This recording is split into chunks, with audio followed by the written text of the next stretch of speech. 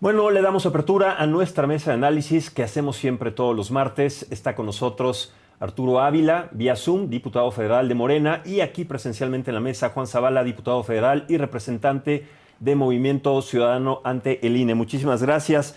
Arturo, te saludo con mucho gusto. Juan, muchas gracias. Bienvenidos. ¿Cómo Max, están? Arturo. Max, te saludo con mucho aprecio, saludo a Juan Zavala también, y extrañado de que no llegó Damián Cepeda. Yo no sé si ya esté dándole la vuelta a estas mesas de debate o simplemente va tarde. Ojalá y tú nos puedas platicar un No, poquito qué está, pasó. seguramente está tomando unos días de descanso. Ya ves que son temporada de vacaciones, entonces Ya en son algún dos lugar estará. entonces, porque hace unas semanas estaba en Los Cabos de vacaciones. No, bueno, qué privilegios los del PAN, ellos sí Bu- pueden. Bueno, sí, si está de vacaciones, bueno, pues ahí lo dejaremos ya. Ya nos contará en dónde está, a ver si no está atrapado en alguna de las Sí, afectaciones de la claro. Ciudad de México, porque vaya que cómo estamos en la Ciudad de México con el tema de las inundaciones, las lluvias, los baches.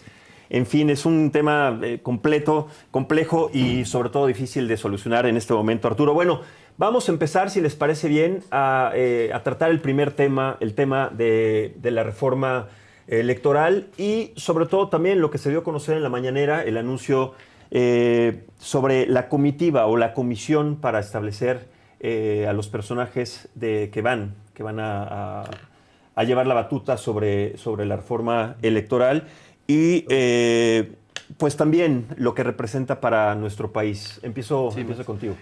Pues yo, digo, lo he comentado en distintos espacios. Yo lamento mucho que el país está atravesando una situación muy complicada, particularmente en la relación con Estados Unidos. Movimiento Ciudadano no ha sido maniqueo, ni ha regateado, ni le ha regateado su apoyo al gobierno de México cuando ha habido distintas y sistemáticas amenazas por parte del gobierno de Donald Trump, de distintas agencias del gobierno de los Estados Unidos, eh, amenazando la soberanía de México abiertamente. Hay pues, un artículo de New York Times que sale en estos días diciendo que, bueno, que se han autorizado operaciones militares en otros países, entre los cuales podría estar México. La presidenta ha salido a responder y en ese sentido nuestro dirigente nacional, Jorge Álvarez Maínez, ha sido muy claro en decir, cuando haya un ataque al gobierno de México, a la soberanía nacional, ahí va a estar el apoyo del Movimiento Ciudadano. Pero en vez de estar convocando a la unidad nacional, en vez de estar viendo cómo todos podemos hacer frente a este tipo de amenazas, que no son menores, parece que el gobierno de la República pues, ha optado por poner en la mesa una reforma electoral. Históricamente, Max, en este país las reformas electorales se han hecho pues de quienes han perdido las elecciones, de las minorías, de quienes no han accedido al poder, de quienes han sufrido injusticias, y así se han construido, la del 91, la del 94, 96, 99, 2007, 2014, en fin. Todo el arreglo electoral ha venido desde ahí y todos han estado de acuerdo, todas las fuerzas políticas, porque no nada más se trata de un tema donde debe imperar la visión del gobierno, como podría ser el tema del agua, el tema de la seguridad, el tema de la infraestructura, sino que aquí se trata de las reglas de acceso al poder. De eso se trata la reforma electoral, de cómo acceden los distintos actores, las distintas fuerzas que representan a la sociedad al poder. Y si no estamos todos de acuerdo, o una mayoría importante en el país, pues entonces pareciera que se quiere mantener el poder quitándole acceso a otros partidos. Arturo ha dicho, nosotros hemos recibido mucho financiamiento público y queremos reducirlo. Sin embargo, lo quieren reducir ahora que ya tienen el poder, ahora que ya tienen la presidencia de la República, que han ganado, que tienen 24, 25 gobiernos estatales, en la mayoría de los congresos locales, el Senado de la República, la Cámara de Diputados. Entonces tienen esa inmensa mayoría y dicen, bueno, ahora sí hay que reducir el financiamiento público. Pareciera que el argumento es muy fácil, ¿no? Necesitaban el dinero público para poder llegar al poder y ahora que llegaron no hay que permitirle esas condiciones de competencia. Nosotros lo hemos reiterado una y otra vez. Morena ha sido en los últimos 10 años el partido más caro del mundo. Y contrario a lo que habían prometido que iban a regresar, por ejemplo, ese dinero para los afectados del sismo en el 2017, no lo hicieron, se lo quedaron. Pero sí resulta paradójico que ahora quieran restringir ese acceso al poder. Y los mensajes que se han mandado con la integración de la comisión, con lo que ha dicho Pablo Gómez, porque ahorita van a decir que no hay ninguna iniciativa, pero lo que ha dicho quien va a llevar esta comisión, que es Pablo Gómez, pues es muy preocupante porque pareciera efectivamente que se quiere limitar el acceso al poder y que quiere haber una sola visión sobre cómo se debe acceder al poder. Claro, Arturo, en este planteamiento de la reducción de financiamiento público y los factores que representan o de representación en el poder, hablando de Pablo Gómez sobre el tema de los plurinominales, el titular de la Comisión Presidencial para la Reforma, dice que hay que analizar y proponer cambios del sistema electoral mexicano. Entre los temas principales o prioritarios es destacar la necesidad de revisar el funcionamiento y la representación de los diputados plurinominales, y quiero pensar, Juan, que es parte de lo que se está considerando como reducción o reducir. Exactamente. Sí, Arturo. Bueno, a ver, comentar. Primero, efectivamente, ya no queremos, Max, más Alitos Morenos, ya no queremos más Marcos Corteses, ya no queremos más Ricardo Anayas. Imagínate un senador que llega al poder porque está en una lista, pero además que llega después de un escándalo de lavado de dinero por el cual estaba refugiado en Estados Unidos, que no hace campaña y que simple y sencillamente de un día a otro lo vuelven senador. Pero que además fue partícipe de un escándalo mayor, cuando en la reforma energética todas y todos los mexicanos sabemos que recibieron enormes moches para que se aprobara la reforma energética. Bueno, eso, Max, ya no lo quiere el pueblo de México, de ningún partido, porque aquí me pueden decir que también hay liderazgos de Morena, que son plurinominales. Pues sí, hasta yo soy plurinominal, aunque competí por doble vía, también por mayoría. Pero en esa lógica, ¿no? Es lo que ya no quiere la gente. Entonces, sería muy bueno mencionar que lo que está tratando de capturar esta reforma electoral es el sentir de las y los mexicanos. ¿Y quién mejor que Morena, que obtuvo una mayoría absoluta? Más de 36 millones de mexicanas y mexicanos votaron por nosotros, que más de 8 de cada 10 familias o mexicanas y mexicanos aprueban la gestión de la presidenta Claudia Sheinbaum, para hacer un planteamiento como este. El planteamiento, además, es un planteamiento inédito. Fíjate, la oposición se queja sin que ni siquiera tengamos construida la iniciativa de ley. Porque como tú bien sabes, Max, las iniciativas las puede presentar el Poder Ejecutivo, la Cámara de Senadores, la Cámara de Diputados, los congresos locales, una tercera parte, y también un ciudadano como tú o como yo, siempre y cuando sean leyes ordinarias y no reformas constitucionales. Bueno, pues en este caso lo que está haciendo la presidenta es decir, abramos a debate la iniciativa antes de que se envíe al Congreso. Oye, ¿quién participa? Un grupo interdisciplinario. Oye, ¿quién dirige? ¿O quién es titular de la comisión presidencial? La presidenta es la titular, ¿eh? ¿Quién dirige? Pablo Gómez. Participan varios miembros del gabinete, pero se van a invitar a constitucionalistas, a abogadas, a abogados, a una serie de personas que puedan alimentar esta iniciativa de ley. Para que una vez que la tengamos, después de este proceso de consultas, de foros, de apertura, entonces entre al proceso legislativo. El proceso legislativo que implica que se envíe a la Cámara de Senadores o a la Cámara de Diputados, dependiendo cuál va a ser la Cámara de origen, que vaya a dictaminarse a una comisión, que la comisión, con la participación de los grupos parlamentarios, Max, determine si hay modificaciones o no al dictamen, si hay modificaciones, que se apruebe en la comisión, que después se vaya al pleno, que sea aprobado por el pleno, que después vaya a la otra Cámara, que la Cámara también presente, en su caso, reservas, posicionamientos a favor o en contra, y que después, si implica una reforma constitucional, vaya a ser aprobada en los congresos locales. Así de sencillo. Esa es la democracia. No les gusta, Max, a ellos. No les gusta porque hay dos cosas que están protegiendo: los privilegios de los plurinominales, de los eternos del poder, de los que no quieren soltar el poder, de los que no quieren ir a territorio, de los que no saben tocar puertas y tampoco quieren soltar, mira, el billete.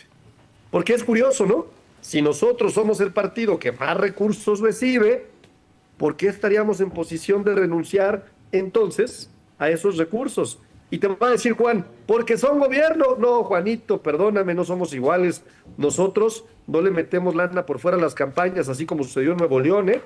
Así como sucedió, porque así lo determinó un tribunal. No me vayas a decir que no. ¿Qué determinó? ¿no? le metieron lana arriba de lo que permitía el tope de campaña, ¿no? ¿Cuándo? Según entiendo. ¿Cuándo O se según determinó dice, eso? ¿no? ¿Cuándo se vayamos determinó a la eso, Arturo? campaña de Samuel. No en se Nuevo determinó León. eso nunca. Estás diciendo Bueno, una pues, mentira, vamos a eso la campaña nunca de pasó, Samuel. Arturo. Pero ¿cuál es el miedo? Se ganó ¿Cuál es el limpio y miedo? claro, Para no ojalá nos está Juan metiendo pueda una responder mentira más. No, para déjame poder hacer un terminar. punto. Espérame, Juan. No te aceleres. No, Yo estoy te dejé tranquilo, hablar. pero es que dijiste una Ahí te mentira. va. A ver, ¿cuál es el miedo, Juan? De que haya una reducción a los exorbitantes recursos que reciben hoy los partidos políticos. ¿Cuál es el miedo? Si además es proporcional a la votación que hemos obtenido. Sí, o eso que está en la obtenemos. ley. Y ahí dejo la pregunta en el aire. Le contesto rápidamente, Max, a sus argumentos que son muy, muy tramposos. Dice Arturo, ay, nosotros vamos a renunciar a nuestro financiamiento. Pues, ¿por qué no renunciaron cuando eran oposición, Arturo? ¿Por qué no lo hicieron?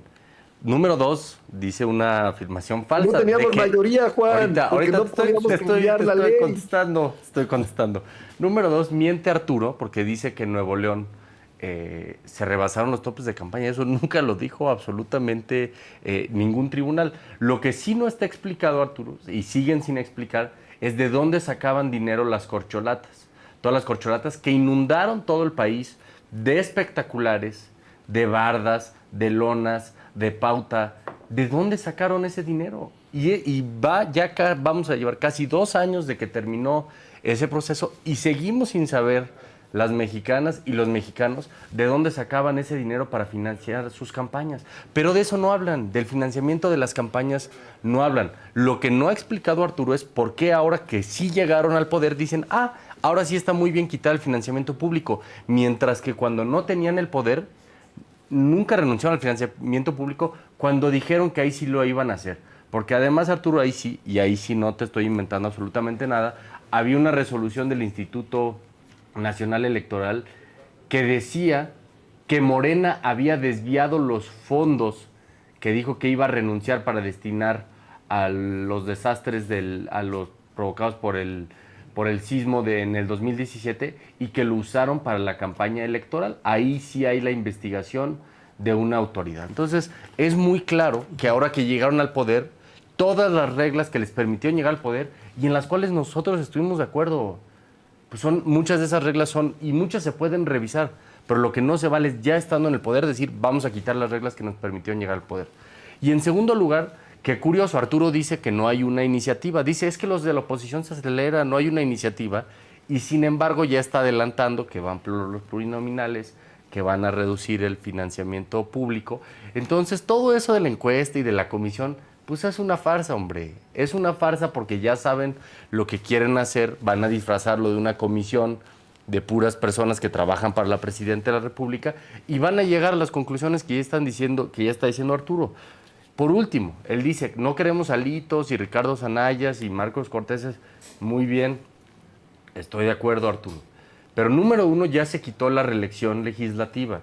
Entonces, eso de que se van a eternizar, pues tú sabes que es falso. Ya no lo pueden hacer porque así está en la Constitución.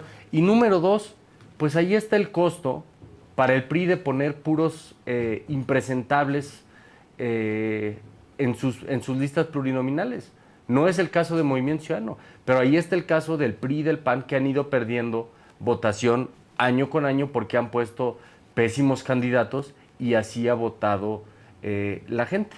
Entonces me parece que ahí está muy claro el resultado de eso. Pero entonces agarrar 3 o 4 ejemplos de impresentables para decir hay que acabar con todo un sistema de representación, pues me parece absolutamente injusto. Porque además lo que no comenta Arturo, por ejemplo, es, si estamos hablando de injusticias, es que Movimiento Ciudadano haya obtenido el 11% de votos para la Cámara de Diputados en la elección del 2024 y hoy solo tengamos el 5% de la votación, de la representación en la Cámara de Diputados. Pues esa es una absoluta injusticia. De eso deberíamos de estar hablando, pero de esos temas no los van a tocar porque eso sí terminaría por afectar a Morena. No, toquémoslos. Arturo, adelante. Está apagado tu micrófono. Sí. Vamos a entrar a los 2 temas que dice Juan. El primero es si hubo irregularidades detectadas por el INE en el caso de Nuevo León. De hecho, se identificaron transferencias o aportaciones ilegales de más de 12 millones de pesos transferidos mediante una triangulación. ¿no? Y derivó, de hecho, en una multa de hasta 24.9 millones de pesos. No lo digo yo, ahí están los datos. Segundo tema, Juan trata de engañar a la gente que nos escucha, Max, cuando dice, es que obtuvimos el 11% de la votación y solo tenemos el 6.5 o 7%, no lo sé con precisión. Te voy a explicar cómo funciona hoy No, sí sé. la representación plurinominal que queremos modificar, justamente. Hoy tú obtienes 300 espacios de los 500, hay 500 espacios en la Cámara de Diputados, de los cuales 300 lo obtienes por voto directo, Max. ¿Qué quiere decir esto? O ganas o pierdes, así de sencillo. ¿Cuántos ganó Morena y sus aliados? Pues resulta que ganó el 84% de los distritos locales. Es decir, si no hubiera plurinominales, hoy tendrías una participación que ganó su elección en los 300 distritos del 84%, 270 y tantos, 280 y tantos espacios más o menos, más o menos. Después, ¿qué dice la ley? Hay 200 espacios para los plurinominales. Estos 200 espacios se determinan por una proporcionalidad de la votación, en donde Morena obtuvo la mayoría de los votos proporcionalmente. Claro que cuando Juan hace el ejercicio, lo que hace es un ejercicio como si la ley estableciera que la proporción representa los 500 espacios de diputados. Y lo que no dice es que esa proporción solamente aplica para los 200 espacios. En ese orden de ideas, esta idea de la mayoría calificada que se han inventado, esta idea de la sobrerepresentación que se han inventado, pues es un invento, porque la ley es muy clara. Una ley que, por cierto, nosotros no aprobamos. Una ley con la que jugó durante mucho tiempo el PRI y el PAN, que establece que la proporcionalidad va sobre 200 espacios plurinominales. En ese orden de ideas, es por eso que constituye una mayoría calificada la de Morena, porque sí, pues les dimos un atorón y les pusimos una paliza histórica, Max. Arturo, Ganamos el rápidamente. 85% de los 300 distritos que existen en nuestro país. Entonces, Antes de darle la palabra a Juan, te quiero preguntar rápidamente, tú que eres plurinominal, ¿qué beneficios tienes y cuáles son los que vas a perder justamente con esta propuesta?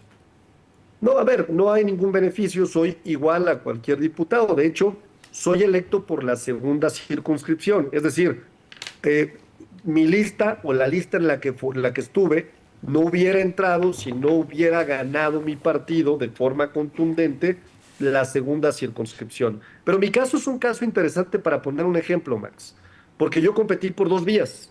Es decir, yo hice campaña, yo bajé a territorio por el distrito 1 de Aguascalientes. Ese distrito implica de los 11 municipios de Aguascalientes, 10 municipios.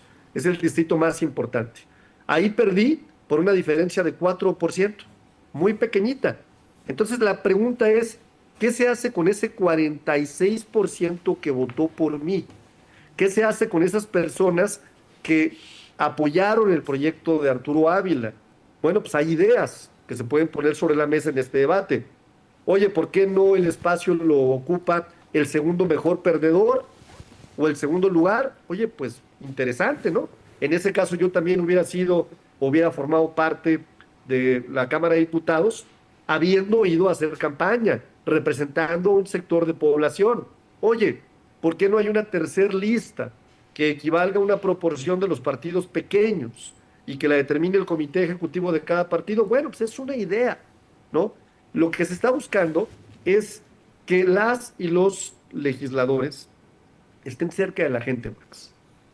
Sean electos porque están cerca de la gente, porque le responden al pueblo, porque verdaderamente van a hacer campaña. Si hoy tú de veras le preguntas al pueblo de México, vete a Campeche y pon a Lito Moreno a hacer campaña, no, hombre, pero con una cubeta de agua fría, lo reciben. O sea, no hay forma de que se pueda presentar en el estado que alguna vez gobernó efectivamente y alguna vez lo votaron efectivamente, pero el resultado de su gestión, pues pregúntaselo a la gente de Campeche.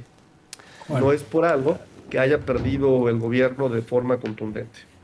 No, le agradezco a Arturo el intento de explicación que hizo del tema electoral. Le explico que no está en la ley, está de entrada en la Constitución. Pero con los mismos datos que da Arturo, él está hablando de las injusticias del sistema electoral y lo que debería ser justo. Él está diciendo que obtuvieron el 60% de la votación en el país y está diciendo, pero ganamos en el 82% de los distritos. Estás hablando que hay un... 84.7. ¿Perdón? 84.7. Perdón, con el 84% de los distritos. Estás hablando de que el 24% más tendría el 20%. O sea, si hubiera quedado con el sistema de mayoría que tanto defiende Arturo, tendrían 24% más de representación en la Cámara de Diputados que en la votación que tuvieron en el país. Pues eso no es proporcional y por lo tanto eso no es justo. No Pero ¿quién aprobó me la parece un ley, sistema Juan? justo. Número dos, espérame, yo te dejé terminar. Número dos, él dice, y está bien, hay una lógica territorial en ciertos diputados, por eso tenemos un esquema mixto. Qué bueno que haya gente que vaya y represente a un distrito electoral. Pero también hay una lógica nacional. Hay personas, yo por ejemplo soy plurinominal de la 4ª circunscripción y yo tenía una responsabilidad como secretario general de un partido y coordinador político de la campaña presidencial de Jorge Álvarez Maínez, que mi trabajo me obligaba a estar, digamos, en muchos estados del país. En estos 3 años recorrí todos los estados en más de una ocasión. Entonces, y las y los diputados, Arturo, está en la Constitución, no somos solamente representantes de un distrito. La Constitución dice que somos representantes de la nación. Es decir, no solo importa representar a la gente de un distrito, eso es muy importante, pero también hay otra lógica que debe imperar en el Congreso, que es representar al país, sobre todo a un país tan diverso, con intereses tan distintos, con problemas tan diversas, problemáticas tan diversas, con un país tan plural, tan diverso, tan distinto entre sí. También debe haber una lógica nacional de personas que conocen no solamente un distrito, sino que conocen todo el país, y casos de esos pues hay en Morena, en Movimiento Ciudadano, en el PRI y en el PAN. Y por último, él insiste con el tema de Alito Moreno, y yo lo repito, ellos son los primeros que dicen en Morena que el pueblo no es tonto, y yo coincido. Y por eso han castigado al PRI por poner, por ejemplo, a Alito Moreno sistemáticamente al frente de sus listas. Entonces, que los partidos nos hagamos responsables de a quién ponemos. Nosotros hemos, por ejemplo, postulado a Patricia Mercado en esas listas, a Jorge Álvarez Maínez, ahí está Amalia García, Clemente Castañeda. Ahí están pues nuestras candidatas y candidatos, y por eso la gente, por eso Movimiento Ciudadano del 2021 a la fecha ha sido la fuerza de mayor crecimiento en todo el país, porque hemos puesto personajes reconocidos por la sociedad, garantes de la sociedad, como dice Dante Delgado, y la sociedad ha castigado al PRI y al PAN por postular a ciertos personajes impresentables, como estoy seguro que va a castigar en el 2027 a Morena por postular a muchos impresentables en esas listas. Arturo, si les parece, vamos a pasar al siguiente tema, porque también es un tema que ha generado un discurso en las redes sociales sobre estos episodios de ostentosidad, estos personajes ostentosos en la Cámara de Diputados que dejan mucho que desear y que dan mucho de qué hablar. ¿Qué es lo que podemos analizar, sobre todo porque esto es ofensivo dadas las realidades y las circunstancias de nuestro país, Arturo? Sí, a ver, nosotros venimos de un movimiento que ha luchado desde abajo. No somos un movimiento que se construyó como un instrumento para conservar el poder, como fue el PRI, por ejemplo, cuando Elías Calles buscaba cómo lograr estructuras corporativas para conservar un partido hegemónico. Nuestro movimiento nace de millones de mexicanas y mexicanos que tocan puertas, que acompañan en asambleas y que tienen varias luchas, ¿no? La lucha de la izquierda en 1988, en donde perdimos un fraude electoral contra Carlos Salinas de Gortari. 2006, en donde después de una persecución, como no ha habido otra en nuestro país, por parte de un presidente a un funcionario público, y me refiero a Vicente Fox, en contra de Andrés Manuel López Obrador, que lo llevó al desafuero y estuvo a nada incluso de encarcelarlo, ¿no? Y no solamente no le bastó eso, sino que también se robaron la elección de 2006, que por cierto encabezaba a Luis Carlos Ugalde, el instituto, ¿no? y nuevamente le robaron la oportunidad a millones de mexicanas y mexicanos que tuviéramos un cambio verdadero en 2006, y a cambio de eso tuvimos un gobierno desastroso, lleno de sangre, lleno de guerra y con vínculos con el narcotráfico, ¿no? Y no fue hasta 2018 y ahora en 2024 que se empieza a consolidar un movimiento distinto, un proyecto distinto, Max. Y efectivamente este movimiento vino a sacar a más de 10 millones de mexicanas y mexicanos de la pobreza extrema. No lo digo yo, lo dice el Banco Mundial. Efectivamente este movimiento, Max, le otorga a una de cada 4 familias un apoyo universal, un apoyo constitucional, adultas y adultos mayores, jóvenes recibiendo las becas Rita Cetina, jóvenes construyendo el futuro, esos que el PRI y el PAN les decían nini, si tú te acuerdas, y que hoy más de 10 millones se han incorporado a la actividad productiva.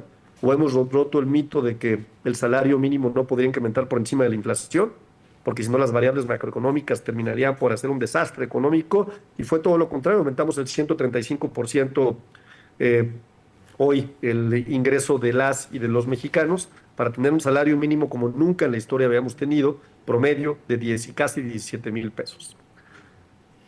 Eso es, sin duda, una responsabilidad gigante, Max, y con esto concluyo. ¿Por qué gigante? Porque representamos eso y hay que ser congruentes.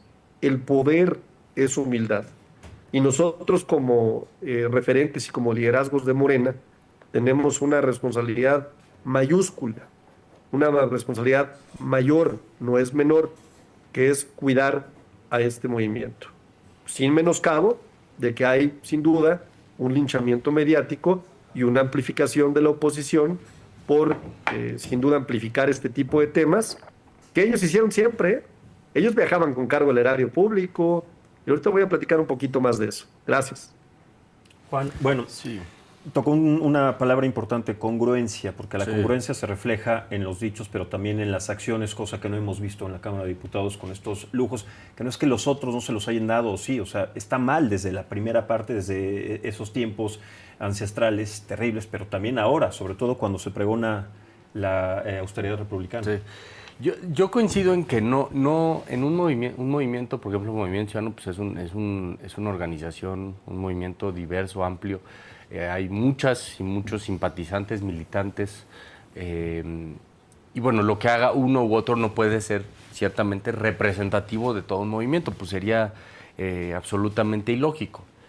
Pero lo que ocurre en el caso de Morena, pues no son incidentes aislados, como quieren hacer ver sus voceras y voceros. No es nada más un militante en algún estado perdido.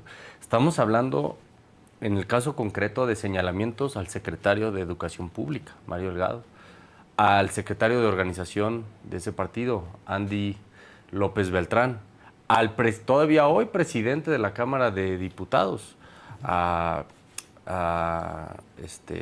Sí, al presidente, presidente de la Cámara, Sergio. Gutiérrez Luna, querido Juan. Gracias, al presidente Sergio Gutiérrez Luna. Siempre tendrás un amigo que esté dispuesto a ayudarte cuando hay esos espacios. Ya se puso nervioso. Ya se puso nervioso. No son militantes cualquiera, o sea, son militantes que tienen un espacio de poder muy relevante al interior de Morena. Y aquí, Max, lo que yo sí quiero decir es, en la política, como dices tú, la congruencia importa, el ejemplo importa, el testimonio importa, la diferencia entre lo que hagamos y decimos, y sobre todo la manera en la que tratamos a los demás, porque hoy vemos a muchos de los que criticaban a los viajes de Peña Nieto con toda la razón del mundo, con toda la justificación, pero entonces ahora salir y un poco justificar y decir, bueno, es que la oposición está siendo muy dura con los de Morena. Bueno, es que ellos mismos criticaban con esa dureza al pasado, a los excesos del pasado, y con razón. Y por eso en Movimiento Ciudadano somos distintos, porque criticamos los excesos del pasado y criticamos los excesos de hoy. Y yo no digo, por supuesto, que nosotros nunca hemos sido hipócritas. Nosotros nunca hemos dicho que una persona no puede viajar o que no puede hacer lo que quiera con sus recursos propios. Pues eso, nosotros no vamos a caer en ese nivel de hipocresía. Pero me parece que ellos mismos han sido víctimas del ejemplo que decían seguir, porque el presidente López Obrador decía que ellos vivían con austeridad franciscana. Con 200 pesos y un par de zapatos. La austeridad franciscana, Arturo, no es la austeridad en el gobierno, no es la austeridad nada más, digamos, dentro de una oficina gubernamental. La austeridad franciscana quiere decir en el modo de vida, y él decía que él emulaba a Juárez, y eso quiere decir pues un cierto modo de vida personal. Y ellos mismos pusieron esa vara que ahora ellos mismos violan, y por mucho. O sea, decir que un hotel de 7,500 pesos es vivir en la justa medianía, pues bueno, uno puede ir y pagarlo con sus recursos propios, pero me parece que es un insulto para mucha gente en este país decir que eso es vivir dentro de la justa medianía. Y creo que Hay ese gente doble... que necesita 7,500 pesos para vivir. Pues sí, en o un que mes. es el salario mínimo, ¿no? Sí, sí, sí. Poco arriba de eso. Entonces me parece que es ese doble discurso el que hoy se está condenando. Que se diga una cosa por un lado, que se condene los excesos del pasado por un lado, pero que se quiera justificar los excesos del presente.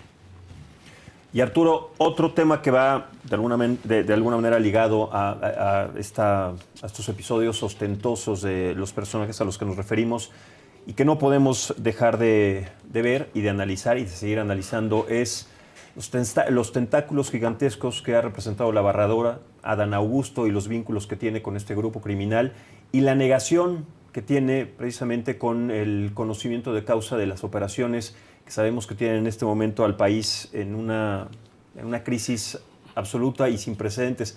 ¿Qué podemos hacer? ¿Por qué hay esta impunidad al respecto sobre el discurso de, bueno, no se le puede analizar, no se le puede investigar, él va a dar la cara si es que se lo solicitan, pero sigue reflejándose la misma impunidad? ¿Qué se puede decir al respecto sobre este tema también, Arturo? A ver, lo primero que te diría, Max, es que en ningún momento se ha dicho que no se va a investigar a nadie. No lo he escuchado en ningún lado. La presidenta sí, desafortunadamente lo dijo en la mañanera que... No, yo te voy a decir que dijo con toda claridad. Dijo, si hay un señalamiento, tiene que investigarse. Si hay un señalamiento, ojo, Pero los si lo hay. señalamientos no pueden ser linchamientos mediáticos. Los señalamientos siempre en un Estado de Derecho, Max, tienen que ir acompañados de pruebas, ¿no? Si no, el día de mañana yo puedo decir, Max es narcotraficante, y ya por eso eres narcotraficante, Max. No lo creo. Pues Entonces, no, porque... es importante decir señalamiento acompañado de prueba. Una vez que hay una prueba, se investiga. Aquí no somos comparsas de nadie, no somos comparsas de nadie absolutamente. ¿Cómo te puedo afirmar que no somos comparsas de nadie? ¿Quién está persiguiendo a este delincuente? Una autoridad que emana de Morena. Las investigaciones, las carpetas de investigación son en gobiernos morenistas. ¿Qué sucedía en el pasado? Bueno, pues el caso de Genaro García Luna, por cierto, condenado hace unos años, ¿eh?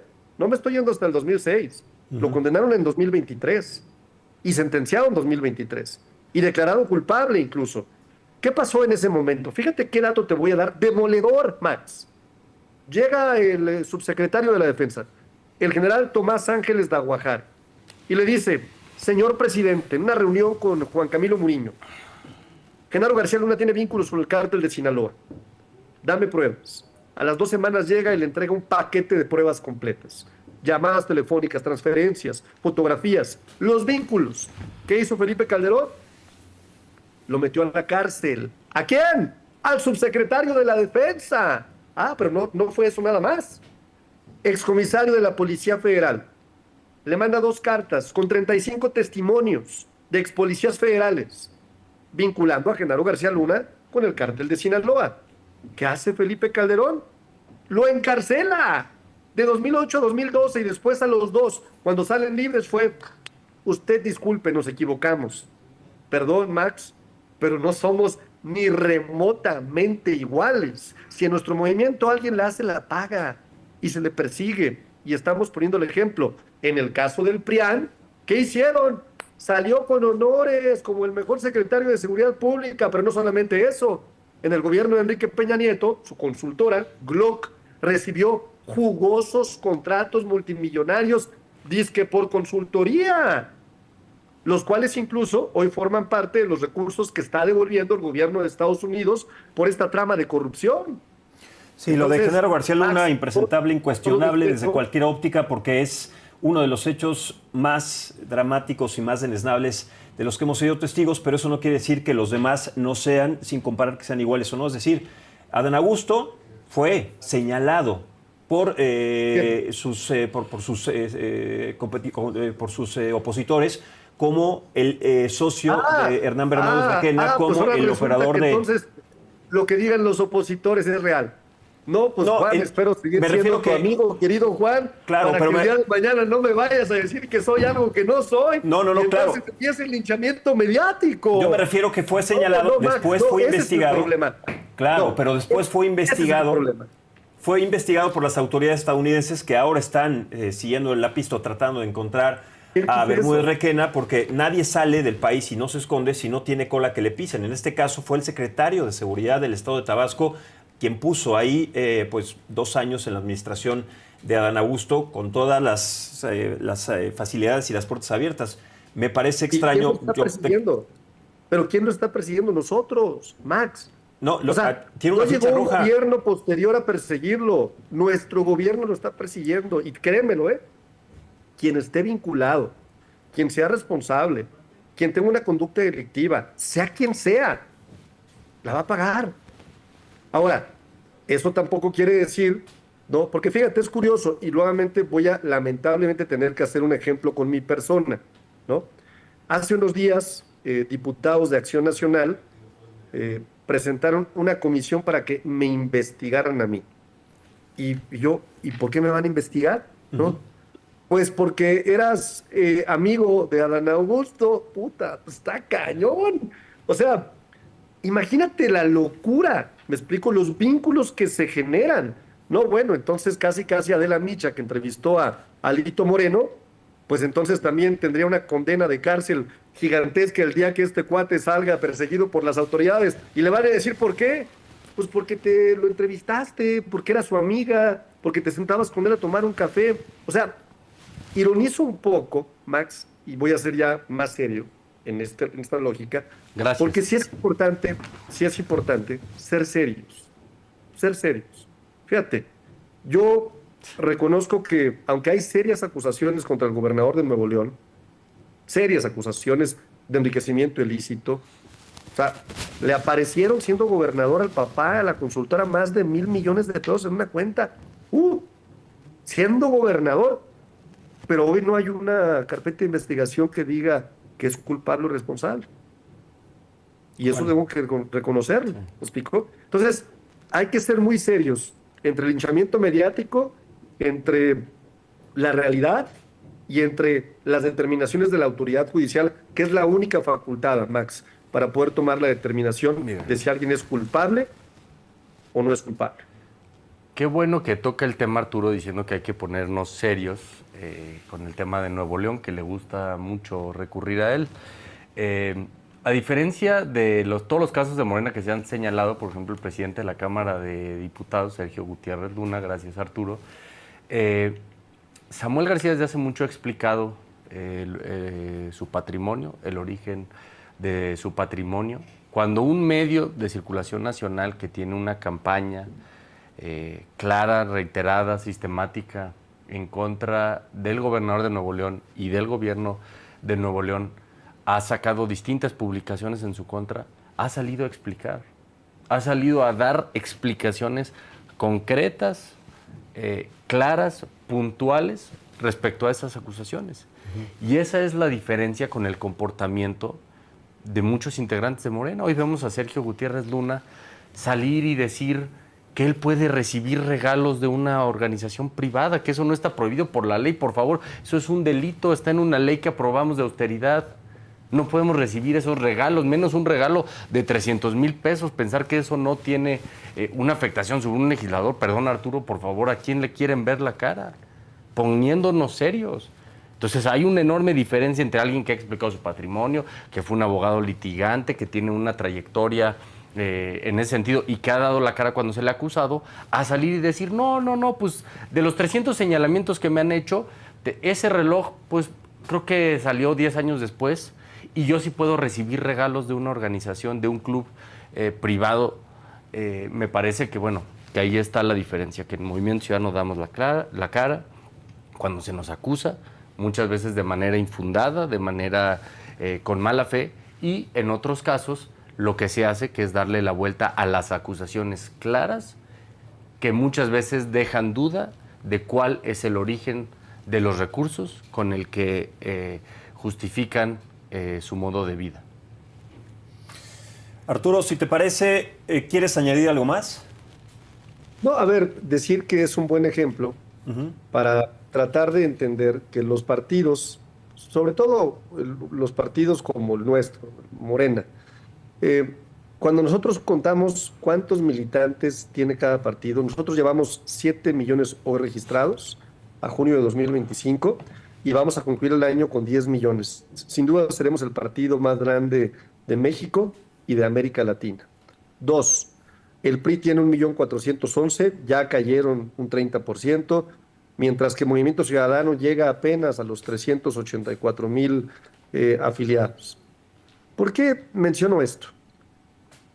Los partidos políticos, a diferencia del pensamiento del pasado, que piensan que las personas o los referentes o los liderazgos son el partido, en nuestro movimiento pensamos totalmente lo contrario. Morena es su gente. Morena es los 7 millones de mexicanas y mexicanos que hoy forman parte de su militancia. Fíjate, nosotros hemos anunciado la creación de 71,000 comités seccionales, la estructura más grande de organización de un partido político. ¿Qué quiere decir esto? Que estos comités seccionales tendrán facultades de dirección de nuestro movimiento hasta la sección electoral, hasta la manzana, hasta el vecino. ¿Y quiénes van a ser los dirigentes de estas secciones? Gente que ha estado con nuestro movimiento todo el tiempo. ¿Y qué van a hacer ellos? Van a tomar decisiones desde abajo, Max. Y esto es importante porque esto nos permite que, a pesar de los errores, si es que hubiera, de los problemas de algunos liderazgos, ¿no?, el partido siga conservando una base sólida en donde lo más importante sea su gente. Y eso me parece muy importante mencionar. Derecho de réplica, Juan. Sí, nada más, o sea, otra vez, yo no voy aquí a hacer trampa, o sea, también el Movimiento Ciudadano, o sea, es un movimiento muy amplio, plural, hay mucha gente, y el hecho de que algún día un militante, un simpatizante hiciera algo indebido, eso no puede representar a todo el movimiento. En eso estamos de acuerdo, y creo que la gente que nos ve pues coincide en eso, en que no, lo que hagan una o dos personas no puede ser representativo. Pero en este caso, los señalamientos otra vez no son nada más a militantes aislados o cualquiera. Estamos hablando de militantes y simpatizantes que tienen cargos muy relevantes. Digo, en este caso los señalamientos, Arturo, han sido para el presidente de la Cámara de Diputados. No es cualquier cosa. Y por otro lado está el presidente del Senado de la República contradiciendo a la presidenta de Morena, que sale a hacer un llamado enfático a respetar lo que dice la presidenta de la República, y vemos al presidente del Senado revirarle. Entonces no estamos hablando de un militante por ahí y otro por acá, estamos hablando del presidente del Senado de la República, del presidente de la Cámara de Diputados, del secretario de Organización de Morena, del secretario de Educación Pública, entre otros ejemplos. Entonces creo que ese llamado, pues, está muy bien que se haga hacia adentro, pero bueno, empezando por sus militantes, digamos, más distinguidos, que son a los que ponen o les confían posiciones de poder, creo que ese argumento de que cualquier militante no puede representar al partido, pues me parece que no vale para este caso, porque estamos hablando de militantes en posiciones de una enorme responsabilidad. Hablando ahora, Arturo, Juan, si les parece, sobre la infraestructura colapsada, ya no digamos en las calles, avenidas de la Ciudad de México u otras ciudades. La infraestructura aeroportuaria está colapsada y aquí tenemos que hacer también pues una regresión al pasado, porque cuando se toman decisiones buenas o malas nos damos cuenta de que la cancelación del Aeropuerto Internacional de Texcoco, bueno, pues ahora hubiera podido tal vez reflejar una realidad distinta de lo que pasó en el aeropuerto, que ayer tuvo que cancelar, suspender vuelos, desviarlos a otros aeropuertos, al de Acapulco, al de Cancún, algunos otros, pero no al Felipe Ángeles. ¿Se desperdiciaron recursos o no? ¿Se tomó la decisión correcta o incorrecta sobre la cancelación del aeropuerto Felipe Ángeles, sobre todo ante la realidad, porque estas sí no son especulaciones, la realidad que vimos sobre el Aeropuerto Internacional de la Ciudad de México, Arturo? A ver, yo empezaría por decir que la cantidad de agua que cayó el día de anteayer en la Ciudad de México pues fue una cantidad que igual hubiera colapsado aeropuertos como el de Nueva York o el Charles de Gaulle en Francia o en otros lugares. Es decir, ¿no? Pero peor aún, fíjate, la cantidad de agua que cayó, si tú hoy vas al lagopuerto de Texcoco, y así le digo lagopuerto, te darías cuenta que no hubieran podido ni siquiera desasolvar la inundación que hubo, porque justamente se construyó sobre un lago. Hoy date una vuelta por allá si puedes, Max. Te vas a Claro, dar cuenta pero que no lo es podemos saber porque nunca se simplemente construyó. imposible, imposible, ¿no? Que hubiera habido operaciones no en 4 horas como logró solucionarlo el aeropuerto de la Ciudad de México. Se hubiera quedado colapsado durante 20, por lo menos más de 24 horas. Posiblemente sí, pero no lo sabemos porque nunca se construyó, o sea, nunca se terminó el Bueno, es proyecto. que además de que no se construyó, nunca se hubiera terminado, ¿no? Porque si comparamos las obras que hacía Enrique Peña Nieto, que por cierto no hizo ni una, más que el tren insurgente que inauguramos nosotros, pues seguramente no se hubiera llevado a cabo. Pero además de que se hizo en una zona en donde era un lago, en donde hubo una gran afectación a una gran cantidad de aves. Fíjate, hoy, ¿no? Ya recuperamos cerca de 250,000 aves que se habían terminado por este intento de obra. Habían 24,000 cuando hubo este intento de obra. Y siguiente, el AIFA efectivamente me parece que tiene una estructura operativa súper moderna, 3 pistas operativas simultáneas, frente a las 2 del Aeropuerto Internacional de la Ciudad de México, ¿no? Tiene movilidad, o sea, hay conexión por autopistas, está el Mexibus y el tren suburbano en la fase final que ya va a conectar a Buenavista y que nos va a permitir estar a 39 minutos, Max. Pero no solamente eso, la carga aérea hoy del aeropuerto AIFA absorbió más del 60% de la carga internacional del aeropuerto de la Ciudad de México. ¿Esto qué hizo? Pues alivió el problema que teníamos. Si no hubiera un AIFA hoy, ni siquiera el aeropuerto de Texcoco le hubiera podido dar solución al tema logístico que se pudo solucionar. Y entonces esto lo que ha logrado también es cumplir con las normas de seguridad.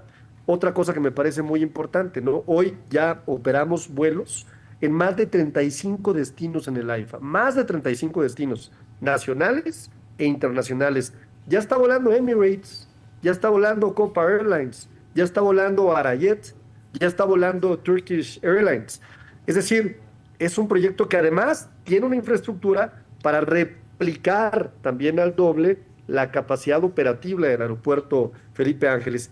Y fíjate, es curioso, porque seguimos viendo con cierta nostalgia algunos el aeropuerto de Texcoco, pero yo te puedo decir que el AIFA es un símbolo de la sociedad republicana, ¿no? Se construyó sin deuda, por cierto. En el otro se estaba tomando la consideración de hacer una deuda sin corrupción.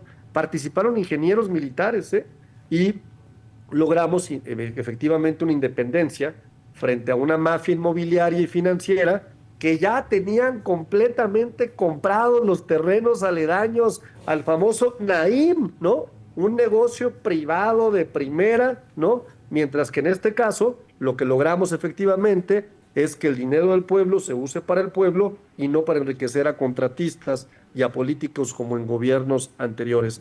Fue una decisión, en conclusión, Max, soberana, que evitó un desastre ambiental en Texcoco. Protegimos un ecosistema, por supuesto, de aves y de humedades clave para el Valle de México. Juan. Sí, yo creo que este tema de las inundaciones, además de la discusión que se debe dar sobre el aeropuerto, pues tiene que ver con el tema de la gestión del agua en la ciudad. Creo que la respuesta por parte de la jefa de gobierno ha sido absolutamente nula. Eso en primer lugar. Pero bueno, hablando del tema en concreto del aeropuerto, que es una ahora sí ya vieja discusión, pues siempre acusaron que había corrupción. Dijeron que se había hecho sobre la base, digamos, de contratos mal adjudicados, favoritismos, amiguismos. Y nosotros siempre dijimos, bueno, pues que se presenten las pruebas. Y si esa es la realidad, o sea, si era una obra construida sobre la base de la corrupción, pues por supuesto que no tenía por qué ser esa obra. Sin embargo, a la fecha no ha habido un solo, siguiendo lo que decía Arturo, no ha habido un solo condenado, una carpeta de investigación integrada contra algún contratista o contra un funcionario de gobierno que hubiera otorgado ese contrato. no ha habido nada, digamos, sustentado. Oye, que se iba a utilizar deuda, bueno, pues ya podemos ir a una valoración política, de política pública, de qué modelo era mejor, si una deuda a X años, sin deuda. Pero lo que es verdad es que le seguimos pagando a muchos contratistas. Es verdad lo que dice Arturo, el aeropuerto nuevo no se construyó con deuda, pero seguimos pagando y vamos a pagar por muchos años más los intereses por la rescisión y por la terminación de la obra del anterior aeropuerto. Entonces, para hacer la valoración integral, no solamente podemos decir hay que ver cuánto costó esta obra, sino hay que ver cuánto fue el costo de terminar la otra más construir esta nueva. Y pues sí, digamos, las imágenes que vemos de la Terminal 1 y de la Terminal 2, pues digo, es preocupante, independientemente del partido en el que esté uno, pues como mexicano, tenemos el Mundial en puerta, va a ser en una época del año muy similar a esta.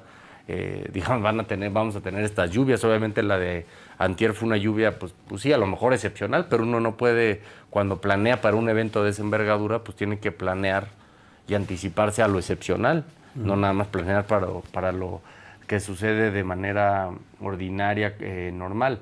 Entonces me parece que debemos estar preocupados, que la reacción de la jefa de gobierno pues ha sido muy lenta, no ha habido un plan ahí concreto. Me parece que hay que recuperar las propuestas que en campaña hace un año dio Salomón Chertorivsky en el tema de la Ciudad de México, que fue el único candidato con propuestas claras, de avanzada, concretas, puntuales para abordar el tema de la escasez de agua en la Ciudad de México y el tema de las inundaciones también de la Ciudad de México.